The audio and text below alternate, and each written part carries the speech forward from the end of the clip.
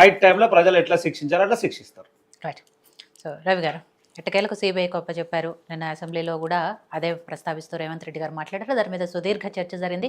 But point to point answer చేశారు హరీష్ గారు. అయినా కూడా ఇది పీసీ ఘోష్ కమిషన్ నివేదిక కాదు, పీసీసీ నివేదిక అని చెప్పేసి బీఆర్ఎస్ నాయకులు మాట్లాడుతున్నారు. సరే, కవిత గారు చెప్పిన వాటిల్లో కూడా ఎంతవరకు వాస్తవాలు ఉన్నాయి ఏంటి? ఆవిడే హరీష్ గారు, సంతోష్ గారు పేర్లు డైరెక్ట్గా తీసుకొని కేసీఆర్ గారికి అవినీతి మార్కలు అంటడానికి కారణం వాళ్లే అని చెప్తున్న సందర్భంలో ఏం చర్చ జరుగుతుంది? యాక్చువల్గా ఇప్పుడు బీఆర్ఎస్ పార్టీ వాళ్ళు ఏమనుకుంటుంటారంటే తెలంగాణ ప్రజలు గుడ్డి ప్రజలు, వాళ్ళు ఏం చెప్పినా వింటారు, కూర్చున్న కాడ వాళ్ళు మేము చెప్పిందే వేదము, బీఆర్ఎస్ పార్టీ అంటేనే మేమే అన్నం పెడతాము, మేమే తల్లిదండ్రులము, మేమే అంతా అని చెప్పి వీళ్ళు ఒక ఆ సిద్ధాంతం మీద బతుకుతున్నారు. ఇంకా అదే యావ మీద అదే ఏమంటారు అహంకారంతోనే ఉంటున్నారు. ఇప్పుడు మన స్పోక్స్ పర్సన్ గారు కూడా మాట్లాడుతూ కూడా గౌతమ్ గారు కూడా మాట్లాడుతూ అదే చెప్తున్నారు. హరీష్ రావు గారు మాట్లాడడానికి ప్రయత్నం చేసిండ్రు కానీ మాట్లాడలేకపోయారు. అరే చూసేటోళ్ళు ఏం తిక్కోళ్ళు ఏం కాదు కదా, టీవీలో చూసేటోళ్ళు లైవ్ లా అదే చెప్తున్నా, మీరు చెప్పేదే నేను చెప్తున్నా. అడ్డేయగలిగిండ్రు, ఏం చెప్పాలనుకున్నాడు, ఒక టాపిక్ చెప్పని అసలు మైక్ ఇచ్చినప్పటి లైవ్ అందరు చూసిండ్రు. వాళ్ళే కాదు, రాత్రి 2 గంటల వరకు ప్రతి తెలంగాణలో పుట్టిన ప్రతి పౌరుడు, ప్రపంచంలో ఉన్నటువంటి ప్రతి ఒక్కరు చూసి ప్రతి ఒక్కరికి కూడా టెక్నాలజీ మీద నాలెడ్జ్ ఉంది. ప్రతిదీ గూగుల్లో కొడితే లెక్కలు వస్తున్నాయి. పీసీ ఘోష్ కమిషన్ ఏం చేస్తుంది, కమిషన్ల మీద మీరు జోకులు వేసేటువంటి పరిస్థితి మీరుంది. అంటే మీరు ఏది పీసీ ఘోష్ కమిషన్ మాట్లాడడం కాదు, నేను చెప్తున్నా ఇక ఓఐసీ ఎందుకు చెప్తాడు? ఓఐసీ మీకోసం చెప్తాడు, మా కోసం చెప్పాడు. ఓఐసీ మా కోసం చెప్పాడు, మీకోసం చెప్తాడు. నేను చెప్తా ఓఐసీకి ఎందుకు కడుపు మంటలు వేసిందో కూడా నేను చెప్తా. ఈడ మేడం చాలా క్రిస్టల్ క్లియర్ గా ఉన్న వాస్తవాలు అరే నేను చెప్తా.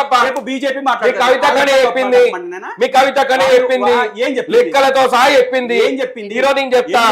ఈడ మేడం ఏం లెక్క ఈడ చాలా స్పష్టంగా ఎవరు చిన్న పిల్లలు కాదు, అవినీతి ఆరోపణలు, వ్యక్తిగత ఆరోపణలు, ఇది వ్యక్తిగత ఆరోపణ కాదు, వ్యక్తిగత కక్షలు. అరే ఇది తెలంగాణ ప్రజల అస్తిత్వం అండి, చెప్పేది వినండి, ప్రజల ఆస్తిది. ఇక్కడ హరీష్ రావు గారు, సంతోష్ రావు గారు హరీష్ రావు కోసం సంబంధం లేదు, అవినీతికి రుద్దుతారా? వాళ్ళ మధ్య ఏదో పంచాయతీ ఉందండి. ఇక్కడ టాపిక్ వాళ్ళిద్దరి పంచాయతీని అవినీతిగా మారుస్తారా? ఇక్కడ మార్చడం కాదు, కవిత గారే నేను అదే అంటున్నా. తీసుకుంటున్నారు.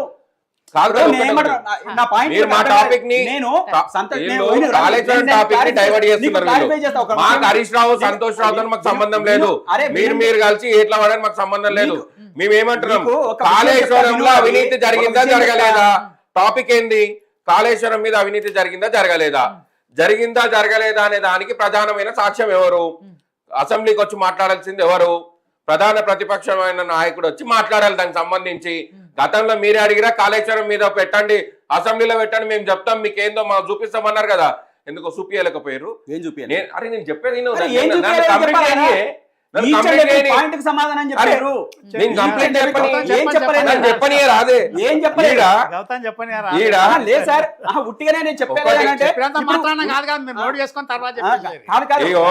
రాంగ్ మెసేజ్, మనం రైట్ మెసేజ్ ఇవ్వండి.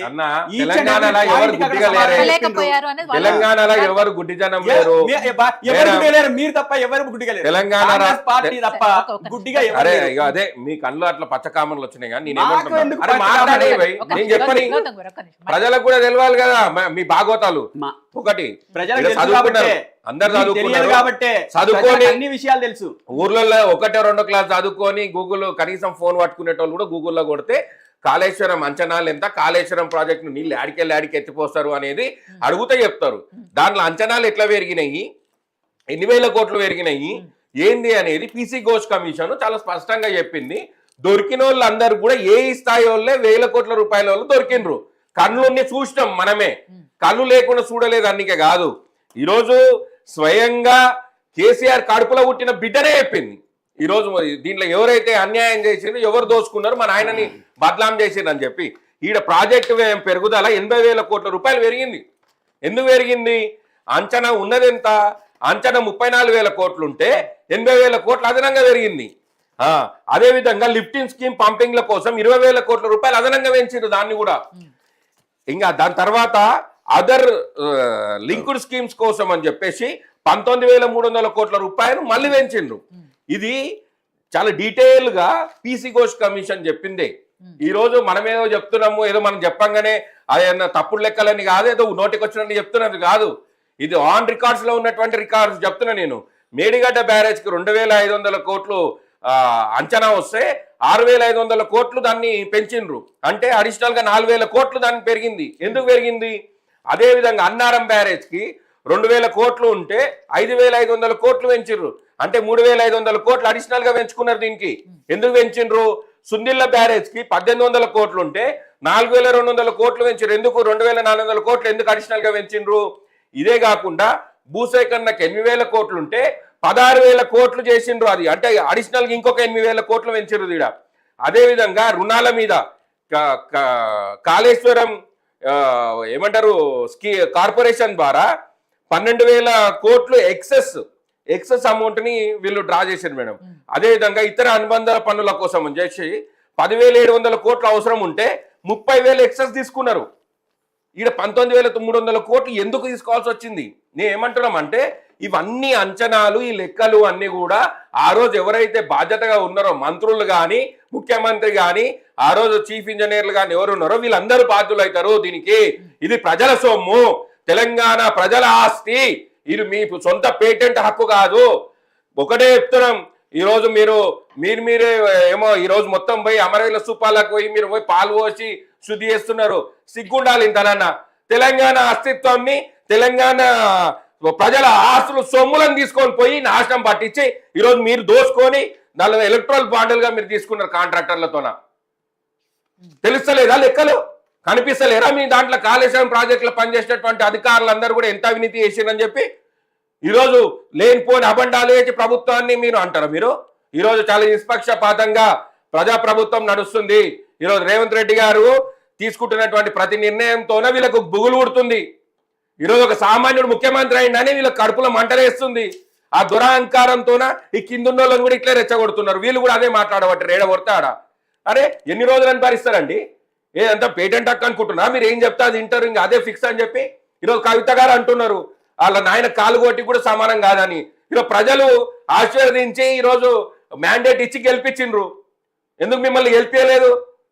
మీరు మీ కుటుంబము మీరే ఉండాలి అధికారంలోని మీరు తనుకుంటే ప్రజలు తన్ని మిమ్మల్ని ఇంటికి పంపించారు. మీరేం పని చేయకుంటే ఇన్ని వేల కోట్లు మీరు దోసుకుంటే నాకు ఇయ్యలేదు అని చెప్పి నువ్వు బాధపడుతున్నావు ఈరోజు ప్రెస్ మీట్ పెట్టి. సిగ్గు ఉండాలి. ఇంతనన్నా తెలంగాణ ప్రజల ఆస్తిని రక్త మాంసాలను తినాలని చెప్పి ఇంకా మీరు ప్రయత్నం చేస్తారు. ఆల్రెడీ అమరవీరుల పేర్ల మీద 10 ఏళ్ళు ఏగినరు. ఒక్క ఉద్యమకారులకు న్యాయం చేస్తారా? ఎవరికైనా న్యాయం చేసి ఒకరికి గజం భూమి ఇచ్చిండ్రా? లేదే. కాళేశ్వరం ప్రాజెక్టు మీద 1,000 కోట్ల రూపాయలు తింటిరి. ఇంతనని ఉండాలి కదా కనీసము. మళ్ళీ ఈరోజు వచ్చి మొత్తం రాష్ట్ర వ్యాప్తంగా మేము బగ్గుమంటాం, బంధుకాళ్ళు ఇస్తాం. ఎందుకు ఇస్తారా మా బంధుకాళ్ళు? మా తెలంగాణ ప్రజల ఆశలు పోతే మీ నాయన మీద అదంటే ఆయన ఒక పదవిలో ఉన్నాడు. ఆ పదవిలో ఉన్నందుకు బరాబర్ మీ నాయన కాకపోతే నువ్వు ఉన్నా నీకు కూడా ఇస్తారు. కేసీఆర్ కి అవినీతి మార్కలంటే అని చెప్పి బీఆర్ఎస్ నాయకులు బగ్గుమంటారు. తెలంగాణ ప్రజలు ఎవరు కూడా దీని మీద ఒకళ్ళు కూడా ఇప్పటి వరకు మాట్లాడింది లేదు. ఇప్పుడు ఒకటే మేడం, తప్పు చేసిన వాళ్ళకి ఎవరికైనా శిక్ష తప్పదు. అది సిబిఐ ఎంక్వైరీ ద్వారా అవుతుందా, సిట్ ద్వారా అవుతుందా అనేది రాబోయే రోజుల్లో కోర్టులు ఇచ్చే నిర్ణయాలు, సిబిఐ ఇచ్చే నిర్ణయంతోనూ నడుస్తుంది. ఈరోజు మీరు మాటికి మామే కక్షపూరితం అంటే నిజంగా కక్షపూరితం చేయాలి అనుకుంటే ఈరోజు ఎవ్వరు స్వేచ్ఛ ఉండదు. ఇంత కూడా మాట్లాడడానికి గతంలో ఏం చేసిండ్రు? అందరిని ఏ రకంగా కిడ్నాపులు చేసిండ్రు? స్టూడియోలలో లైవ్లు అవుతుంటే కూడా వచ్చి ఎత్తుకొని పోయిన దినాలు లేవా? ఎన్నిసార్లు స్టూడియోల మీద దాడులు చేయలేరు? నేను పార్టీలోనే ఉన్నటువంటి నాలాంటి వాళ్ళని కూడా కిడ్నాప్ చేసి తీసుకొచ్చిర్రు ఢిల్లీ నుండి. కనీసం తెలియదా? చరిత్ర తెలియదా?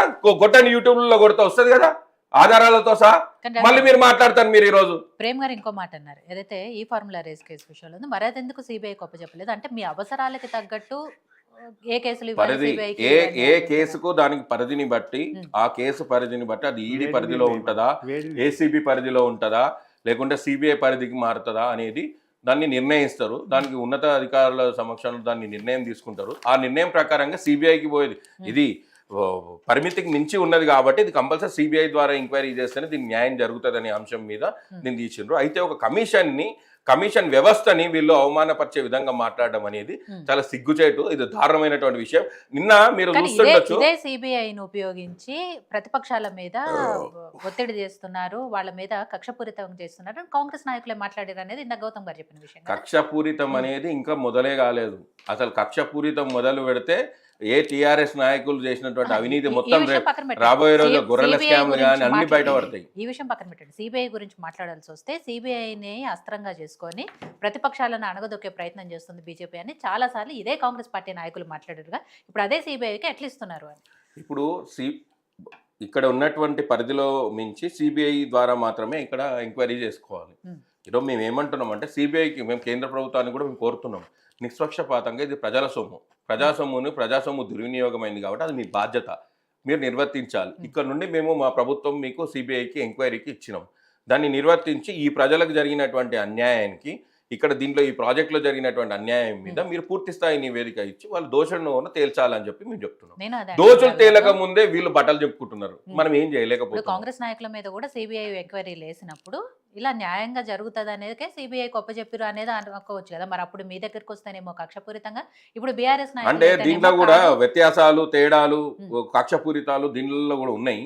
కానీ ఇక్కడ కక్షపూరితం కాదు, ఇది ప్రజల సొమ్ముతోన చేసినటువంటి ఒక ప్రాజెక్టు. ఆ ప్రాజెక్టులో అవినీతి జరిగింది అని చెప్పి స్వయంగా అధికారులు, కమిషను దాన్ని క్లియర్గా చెప్పింది. దానికి విచారణకు కూడా గతంలో ఉన్నటువంటి మాజీ ముఖ్యమంత్రులు, అక్కడ ఉన్నటువంటి ఆర్థిక శాఖ మంత్రులు, అప్పుడు ఉన్నటువంటి ఇరిగేషన్ శాఖ మంత్రులు అందరూ కూడా హాజరై వాళ్ళు ఇచ్చిన వివరణ తర్వాత ఇక్కడ వచ్చినటువంటి రిపోర్టు. అయితే ఇక్కడ ఎంత కామెడీ అంటే వీళ్ళు అక్కడ వస్తారు, మాట్లాడడానికి పోతారు, సబ్జెక్ట్ ఒకటి ఉంటుంది, అక్కడ తెలంగాణ ఆంధ్ర పాలిటిక్స్ వస్తుంది, తెలంగాణ అస్తిత్వం. అసలు తెలంగాణ అస్తిత్వం ఎందుకు వస్తుంది బాబు? మీరు చేసి మీరు తిన్నారని చెప్పి మీరు అంటుంటే పబ్లిక్ మీదకి వస్తారు. ఇదంతా ఇలా అంతే ఏంటంటే అటెన్షన్ డైవర్ట్ చేసి మైండ్ డైవర్ట్ చేసే పాలిటిక్స్ చేస్తుంటారు. ఇదే వీళ్ళు చేసేటువంటి ఇదే సంస్కృతితోన గతంలో 2 సార్లు టర్మ్లో అధికారంలోకి వచ్చిండ్రు, రాబోయే రోజుల్లో అట్లనే ఉంటాయి. ఇప్పుడు టెక్నాలజీ పెరిగిందండి, ప్రతి పౌరుడు కూడా గూగుల్లో కొట్టి చూసుకుంటున్నాడు గతంలో ఏం జరిగింది, ఏ స్కీమ్కి ఎట్లా వస్తుంది, ఏంది ఏం కథ అని చెప్పి. అంత గుడ్డిగా లేరు వీళ్ళు, ఇంకా అదే భ్రమలో ఉన్నారు. పబ్లిక్ అప్పట్లో మేము చెప్పినట్లు కూసోవా అంటే కూసో అన్నట్లు ఆ దురహంకారంతో అట్లనే ఉంటారని అనుకుంటున్నారు. లేదు, కాలం మారింది, మీరు కూడా మారండి అని చెప్తున్నాం. రామ్ గోపాల్ గారు, ఒకవైపు కాళేశ్వరం కేసుని సిబిఐ గొప్ప చెప్పాలి అనే పంచాయతీ నడుస్తుంటే కవిత సొంత పంచాయతీ నడుస్తుంది. అఫ్కోర్స్ ఆవిడ పంచాయతీ చాలా రోజుల నుంచి నడుస్తున్నప్పటికీ సరే పార్టీ చూసి చూడనట్టుగా వదిలేస్తుందా లేకపోతే టైం కోసం వెయిట్ చేస్తుందా, ఇవన్నీ కూడా పార్టీలో ఇంటర్నల్గా జరుగుతున్న ఇష్యూస్. బట్ ఇవాళ ఆవిడ డైరెక్ట్గా సంతోష్ గారిని అలాగే హరీష్ గారిని టార్గెట్ చేసి మాట్లాడటం, పేర్లు తీసుకొని మాట్లాడటం అనేది ఇక అంటే పార్టీలో ఇది ఆవిడ ఎపిసోడ్ క్లైమాక్స్ చేరుకుంది. ఇన్ని రోజులు సాగదీసిన ఎపిసోడ్స్ మొత్తం కూడా క్లైమాక్స్కి వచ్చాయి అనేది ఒక చర్చ జరుగుతోంది. ఈవెన్ పార్టీ కూడా